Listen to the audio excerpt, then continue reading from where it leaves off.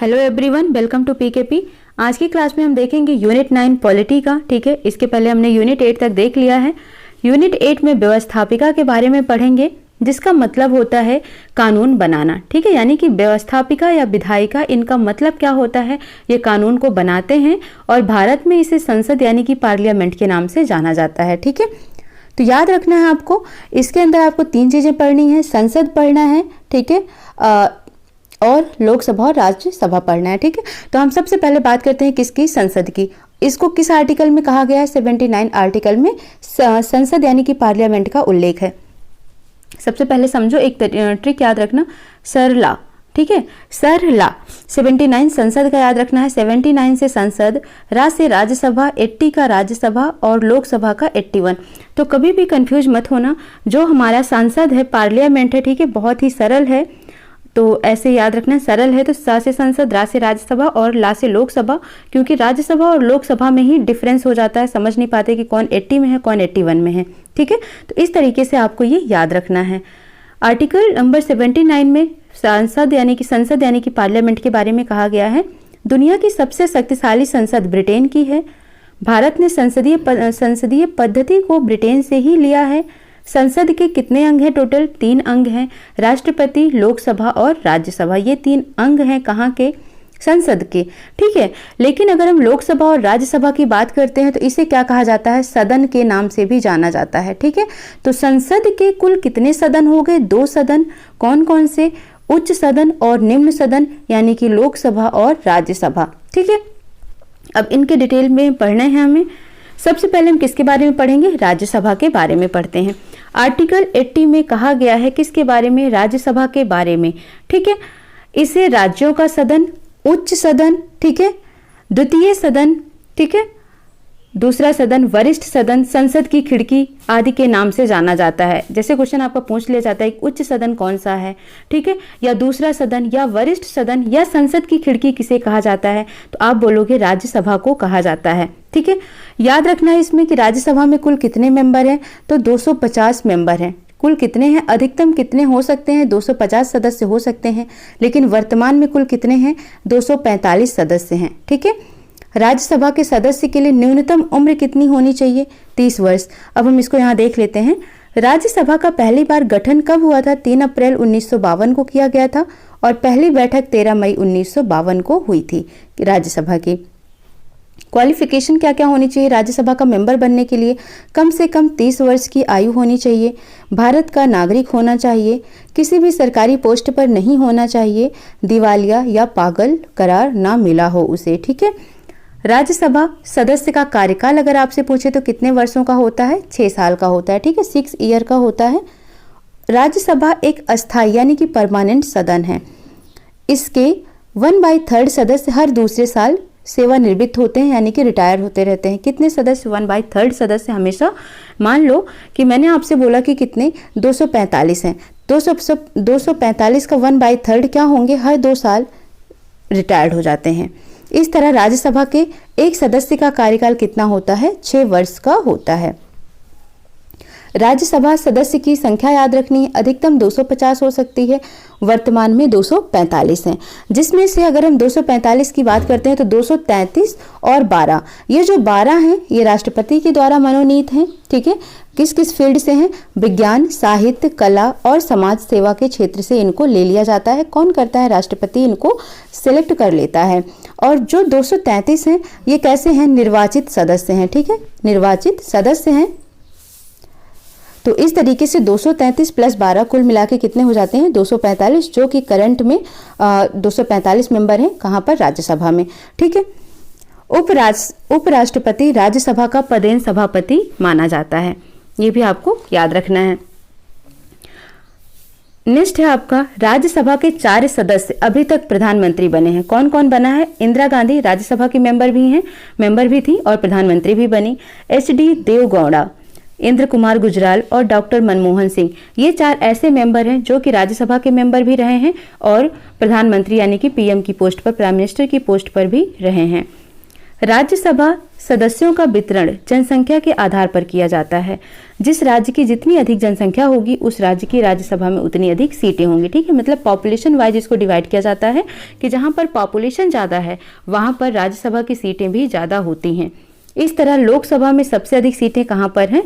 उत्तर प्रदेश की, और सबसे कम सीटों की बात करते हैं तो कहाँ की है? सिक्किम की हैं। ठीक है, राज्यसभा की बात हो रही है कि राज्यसभा की सबसे अधिक सीटें कहाँ पर हैं? उत्तर प्रदेश में, और कहाँ पर है सबसे कम? सिक्किम में। ठीक है, नेक्स्ट हम देखते हैं किसके बारे में, लोकसभा। ये किसमें कहा गया है? आर्टिकल 81 में इसका वर्णन किया गया है। ठीक है, आर्टिकल अनुच्छेद 81 में लोकसभा का उल्लेख किया गया है। इसे जनता का सदन, लोकप्रिय सदन, निम्न सदन, प्रथम सदन या संसद का दरवाजा भी कहा जाता है। खिड़की, संसद की खिड़की कहा जाता है राज्यसभा को, संसद का दरवाजा कहा जाता है लोकसभा को। ठीक है, दोनों ही याद रखना है। लोकसभा के सदस्यों का निर्वाचन वयस्क मताधिकार के आधार पर डायरेक्ट रूप से किया जाता है। सदस्य की संख्या कितनी हो सकती है? तो टोटल सदस्यों की संख्या हो सकती है 552। ठीक है, लेकिन अगर हम करंट में बात करते हैं कि कुल कितने सदस्य हैं तो कितने हैं वर्तमान में? 545। ठीक है, तो ये याद रखना है। मूल संविधान में कुल 552 हो सकते हैं और वर्तमान में कितने हैं? 545। ये लाइन कट कर देना। और प्रत्यक्ष रूप से चुने गए, यानी कि देखो जो 552 है इसमें से 552 में याद रखना है कि 552 में 530 कहाँ से होंगे? उस स्टेट से होंगे, और 20 कहाँ से होंगे? केंद्र शासित प्रदेश से होंगे, यूनियन टेरिटरी से होंगे, और 2 कहाँ से होंगे? एंग्लो इंडियन राष्ट्रपति द्वारा मनोनीत होंगे। ठीक है, तो इस तरीके से 552 कुल लोकसभा के मेंबर होते हैं, लेकिन वर्तमान में 545 हैं। तो 545 में से याद रखना है कि ये 545 में से 530 जो है वो राज्य से हैं। ठीक है, और 13 जो है वो केंद्र शासित से हैं, जबकि होने कितने चाहिए? 20, लेकिन कितने हैं? 13। और 2 कहाँ से हैं? एंग्लो इंडियन यानी राष्ट्रपति द्वारा मनोनीत किए गए हैं। लोकसभा सदस्य का कार्यकाल सामान्यतः कितना होता है? 5 वर्ष का। अगर राज्यसभा का पूछेगा तो आपको बताना है कितना? 6 साल का, और लोकसभा का पूछेगा तो 5 साल का। डिफरेंस दोनों में समझ के रखना। लोकसभा का मेंबरशिप बनने के लिए जो क्वालिफिकेशन होनी चाहिए, भारत का नागरिक हो, न्यूनतम 25 वर्ष की उम्र हो, और उसके लिए क्या था? न्यूनतम 30 वर्ष था। लाभ के पद पर ना हो, दिवालिया या पागल ना हो। ठीक है, लोकसभा स्वयं के सदस्यों में किसी एक को लोकसभा सदस्य चुन लेता है जो सदन की कार्यवाहियों का संचालन करता है। ठीक है, लोकसभा का पहला अध्यक्ष गणेश वासुदेव मावलंकर थे। लोकसभा अध्यक्ष मीरा कुमार पहली महिला जो लोकसभा अध्यक्ष यानी कि लोकसभा स्पीकर बनी थी सबसे पहली, वो मीरा कुमार थी। ठीक है, लोकसभा के वर्तमान अध्यक्ष कौन है? तो सुमित्रा महाजन। ये याद रखना है आपको। कोई विधेयक धन विधेयक है या नहीं है, इस बात का निर्णय कौन करता है? लोकसभा करता है। आर्टिकल 85 के अनुसार राष्ट्रपति लोकसभा का विघटन और दोनों सदनों का सत्रावसान कर सकता है। लोकसभा के 2 सत्रों के बीच कम से कम 6 माह का अंतर नहीं होना चाहिए। इस तरह सामान्यतः संसद के 3 सत्र चलते हैं। कौन कौन से? बजट सत्र, मानसून सत्र और शीतकालीन सत्र। 3 सत्र चलते हैं। ठीक है, मतलब इसमें यह है कि 6 महीने के पहले ही मीटिंग बैठनी चाहिए, 6 महीने से ज़्यादा डिले नहीं होना चाहिए। ठीक है, ये बात हो गई किसकी।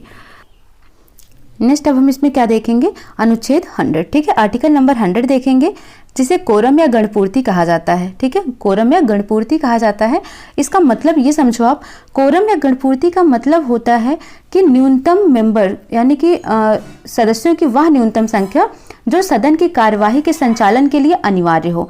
इस तरह गणपूर्ति सदन संख्या, अगर सदस्यों की संख्या की बात की जाए तो 10% या 1/10 भाग होता है। ठीक है, आप कह सकते हो कि किसी भी सदन की कार्यवाही को संचालित करने के लिए, मतलब किसी भी सदन को, चाहे वो लोकसभा हो या राज्यसभा, अगर वहां पर कोई कार्यवाही को लागू करना है, संचालित करना है, ठीक है, तो जितने भी न्यूनतम सदस्यों की उपस्थिति वहां चाहिए, जितने भी न्यूनतम वहां मेंबर अनिवार्य रूप से उपस्थित होने चाहिए, उसे ही क्या बोला जाता है? कोरम कहा जाता है। ठीक है, यानी कि कोई भी अगर मीटिंग अनाउंसमेंट हो गई है कि इस तारीख को लोकसभा बैठ रही है या राज्यसभा बैठ रही है, राज्यसभा की मीटिंग है, तो उसमें कम से कम जितने मेंबर हैं, जरूरी हैं, अनिवार्य हैं, कंपलसरी है, कितने आने हैं कम से कम, उन्हें ही कोरम कहा जाता है।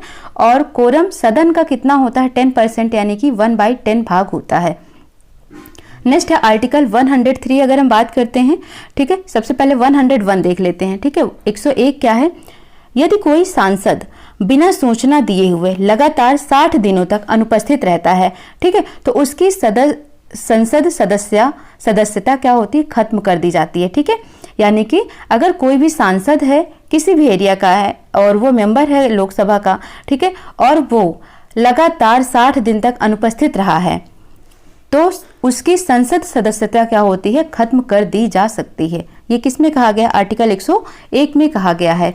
आर्टिकल 102 में क्या कहा गया है ये भी आप समझ लो।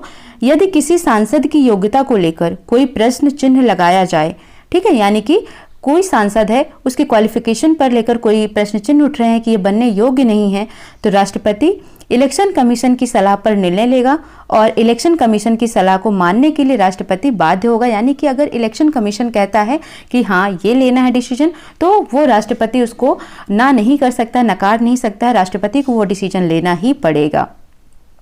नेक्स्ट है आर्टिकल नंबर 103। यदि संसद सदस्य के निर्योग्यता का विषय सामने आ जाता है तो उस संबंध में अंतिम निर्णय राष्ट्रपति द्वारा निर्वाचन आयोग की सलाह पर ही होगा और निर्वाचन आयोग की सलाह बाध्यकारी होती है, ठीक है। तो याद रखना है कि यानी कि अगर कोई निर्योग्यता का विषय सामने आ जाता है कि वो निर्योग्य है, आयोग मतलब इसके अयोग्य नहीं है, ठीक है, तो निर्वाचन आयोग ही क्या करेगा? इसका डिसीजन लेता है, यानी कि इलेक्शन कमीशन। नेक्स्ट हम बात करते हैं आर्टिकल 105 की बात करते हैं, ठीक है। तो इसमें क्या कहा गया है? संसदीय विशेषाधिकार का प्रावधान है, यानी कि संसदीय विशेष अधिकार होते हैं। संसदीय विशेष अधिकार का तात्पर्य उन अधिकारों से है जो संसद का सामूहिक रूप से और सदन के सदस्यों को व्यक्तिगत रूप से प्राप्त होता है, ताकि संसद सदस्य अपनी बात को स्पष्ट रूप से रख सके। इसका मतलब समझो तो समझते हैं इसको। आर्टिकल नंबर 105 को अच्छे से समझ लेते हैं। मीन्स मान लो कोई एक सिटीजन है, ठीक है, कोई एक नागरिक है, तो उसकी तुलना में जो सांसद होते हैं उनके विशेष अधिकार होते हैं। जैसे सांसद के द्वारा संसद के भीतर किए गए किसी भी व्यवहार के लिए संसद को छोड़कर अन्य कोई कार्यवाही नहीं कर सकता, ठीक है। लेकिन अगर कोई और नॉर्मल व्यक्ति कर देगा, सिटीजन कर देगा, तो उसके ऊपर क्या होता है? बहुत ज्यादा ही कार्यवाही कर दी जाती है, लेकिन सांसद के ऊपर नहीं किया जाता है, ठीक है। संसद सत्र के शुरू होने से 40 दिन पहले और समाप्त होने के 40 दिन बाद तक सांसद को लेन देन के मामले में गिरफ्तार नहीं किया जा सकता है, ठीक है। यानी कि जो मीटिंग बैठती है तो उससे 40 दिन पहले और 40 दिन बाद तक उस पर कोई भी लेन देन के मामले में उसको कोई गिरफ्तारी नहीं की जा सकती है। यही है आर्टिकल नंबर 105। इसको आप अच्छे से समझ गए होंगे, ठीक है। यानी कि कुल मिलाकर जो सांसद होता है उसके कुछ विशेषाधिकार होते हैं in comparison to other citizenship, ठीक है, अदर सिटीजन्स, ठीक है। नेक्स्ट हम देखते हैं आर्टिकल नंबर 108, जिसमें कहा गया है, इसमें संसद की संयुक्त बैठक का उल्लेख किया गया है। संयुक्त बैठक की अध्यक्षता लोकसभा अध्यक्ष करता है, यानी कि जो भी लोकसभा स्पीकर होता है वही इसकी अध्यक्षता करता है। संयुक्त बैठक की अध्यक्षता उस समय होती है जब दोनों सदनों में असहमति की स्थिति आ जाती है। मीन्स लोकसभा पास कर देता है पर राज्यसभा कोई बिल पास नहीं कर रहा है, या लोकसभा राज्यसभा कर दिया, लोकसभा नहीं कर रहा है। तो इस जब कंडीशन ऐसी आ जाती है कि दोनों सहमत नहीं है, तो उस स्थिति में संयुक्त बैठक की जाती है और संयुक्त बैठक राष्ट्रपति द्वारा ही बुलाई जाती है, ठीक है। बात आपको समझ आ गई होगी। और इसको भी और भी समझ लो आप कि किसी भी बिल को एक सदन ने पारित कर दिया हो और दूसरे सदन में 6 महीने से अधिक का समय हो गया हो, तो संयुक्त बैठक की अध्यक्षता लोकसभा स्पीकर कर देगा, ठीक है, और संयुक्त बैठक बुलाई जाएगी। मीन्स 6 महीने से अधिक का समय नहीं होना चाहिए, दोनों सदन को 6 महीने तक के अंदर ही पास कर देना होना है वो बिल, और नहीं होता है तो संयुक्त बैठक आएगी और संयुक्त बैठक उस बिल को पारित करेगी और इसके लिए एक कानून बन जाता है और अन्यथा ये समाप्त हो जाता है। अभी तक संसद की 3 बार संयुक्त बैठक की गई है, ठीक है। ये कौन कौन सी है ये भी आप देख लो। सबसे पहला है 1961 में की गई थी, जो दहेज कानून के लिए की गई थी। 1978 में की गई थी, जो बैंकिंग सेवा सुधार कानून के लिए की गई थी।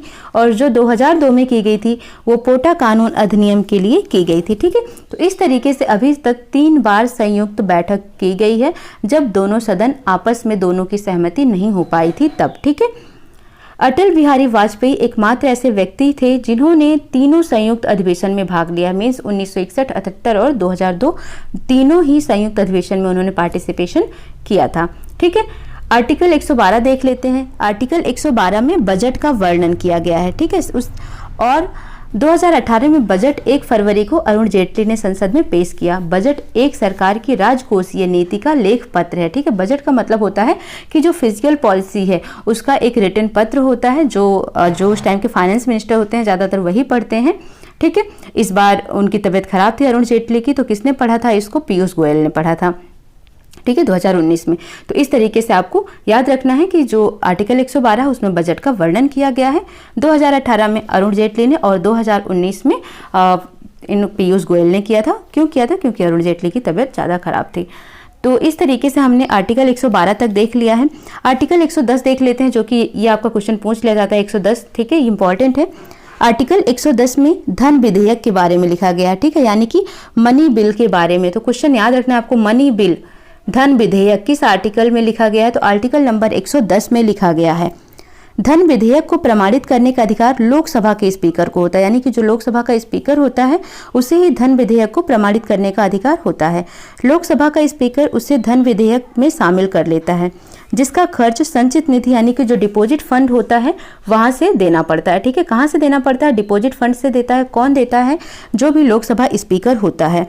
ठीक है, धन विधेयक की शुरुआत कहाँ से होती है? लोकसभा से होती है। और जब ये लोकसभा से पारित हो जाती है, पास हो जाती है, तो इसे राज्यसभा में भेजा जाता है और राज्यसभा इसको मैक्सिमम 14 दिन, ठीक है, यानी कि जो मनी बिल होता है इसको राज्यसभा क्या करता है? मैक्सिमम 14 दिन के अंदर इसको पास करना होता है, या फिर वो 14 दिन तक अपने पास रख सकती है। अगर वो 14 दिन तक पास नहीं करता है तो ये ऑटोमेटिक राज्यसभा से पारित मान लिया जाता है। ठीक है, मीन्स आपको समझ आ गया होगा कि 110 में धन विधेयक का वर्णन किया गया है, मनी बिल के बारे में बोली गई है। लोकसभा इसको पास करता है, वही इसका मेन हेड होता है। ठीक है, और राज्यसभा के पास भेजा जाता है, वो 14 दिन के अंदर इसको करना है। अगर नहीं करता है तो ऑटोमेटिक इसे पास मान लिया जाएगा। इसी को विधायकी प्रक्रिया भी कही जाती है। ठीक है, नेक्स्ट है हमारा साधारण विधेयक। साधारण विधेयक किसी भी सदन में पेश हो सकता है। ठीक है, अब यहाँ पर कुछ पॉइंट्स हैं जो आपको याद रखना है। संसद की निधियाँ, संसद की कार्यवाही और शून्यकाल क्या होते हैं। ठीक है, संसद की निधियाँ आर्टिकल नंबर 266 और 67 में बात की गई है कि संचित निधि पर संसद का नियंत्रण होता है। ठीक है, संचित निधि पर किसका नियंत्रण होता है? संसद का नियंत्रण होता है। और आर्टिकल 267 में आकस्मिक निधि पर राष्ट्रपति का नियंत्रण का उल्लेख किया गया है। ठीक है, तो इस तरीके से आपका ये हो जाता है। फिर हम डिटेल में पढ़ेंगे संसद की कार्यवाही और रिमेनिंग चीजें। ठीक है, तो मिलते हैं नेक्स्ट क्लास में। Thank you so much.